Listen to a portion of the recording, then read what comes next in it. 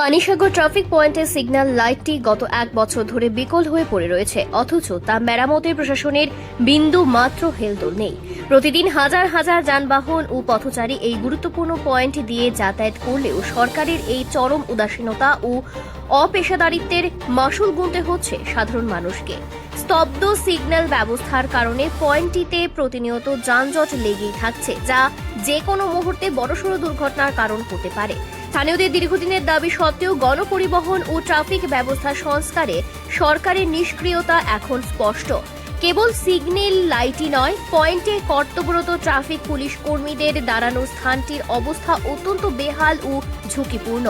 যে সরকার নিজ রাজ্য বা এলাকার আইন শৃঙ্খলা রক্ষাকারী বাহিনীর ন্যূনতম পরিকাঠামো ও নিরাপত্তা নিশ্চিত করতে পারে না, তাদের থেকে সাধারণ মানুষের জননিরাপত্তা আশা করাই বৃথা।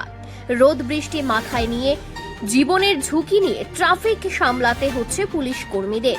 অবকাঠামো উন্নয়নের ফাঁপা প্রতিশ্রুতির আড়ালে ট্রাফিক প্রশাসনের এই দৈন্যদশা স্পষ্ট করে দেয় যে জনস্বার্থ সরকারের অগ্রাধিকারের তালিকাতেই নেই। স্থানীয় বাসিন্দারা অবিলম্বে বিকল সিগন্যাল লাইট মেরামত এবং ট্রাফিক পুলিশের দাঁড়ানো স্থানটি সংস্কারের দাবি জানিয়েছেন, অন্যথায় ক্ষোভ আরও চরম রূপ নেওয়ার আশঙ্কা রয়েছে। বিগত অনেক বছর না লাগানির অনেক দিনই এটা চালু আসলো। তো এটা চালু থাকলে অনেক সময় অনেক সুবিধা হয়, মানে এখানে অনেক গাড়িগুলো যাতায়াত করতে অনেক সুবিধা হয়। অনেকদিন থেকে বন্ধ আছে, তো জানি না এখন এটা খুবই ঠিক করা হইব। তবে এটার লাগে যদি চালু হয় তাহলে এদিকে অনেক সুবিধা হয়। এখানে একজন ট্রাফিক থাকে, তাইলে তো সুবিধা হইব, অনেক গাড়ি ঘোড়া যাতায়াত সবাইকে সুবিধা। এখানে তো মেইন এখানে এই ব্লক রোড আছে, এদিকে হসপিটাল রোডও আছে, তো যার কারণে এখানে লাইটটা যদি চালু হয় তাইলে মানে অনেক সুবিধা। যেমন অনেক সময় ফায়ার সার্ভিস যায় বা অ্যাম্বুলেন্স বাইর হয়, সেখানে যায় অনেক সময় সুবিধা হয়ে যায়, লাইটটা তাড়াতাড়ি ঠিক হয়। আপনার পরিচয়? আমি ওই ছাত্রছাত্রী লাইব্রেরির মালিক। স্থানীয় যেমন বিশেষ করে আমি একটা কথা বলতেছি, যেমন বিশেষ করে ওইদিকে দেখা যাইতেছে একটা ইংলিশ মিডিয়াম স্কুল আছে, এখানে আনন্দমার্গ স্কুল আছে, যেমন তারপরে এখানে হাই স্কুল একটা আছে, পানিসাগর হাই স্কুল। তো এই যে স্টুডেন্টগুলো আছে, যেমন আসা যাওয়ার লাগে অনেকটা কষ্ট হয়ে যায়।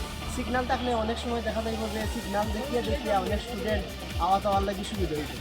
এই ক্ষেত্রে যদি আমরা পরিবহন দপ্তরের কাছে অনুরোধ রাখি তাহলে হয়তো বিশেষ করে ভালো হইব। কারণ হচ্ছে আমরা অনেকটা দেখতে থাকবো যে অ্যাক্সিডেন্টের হাত থেকে রক্ষা হয়।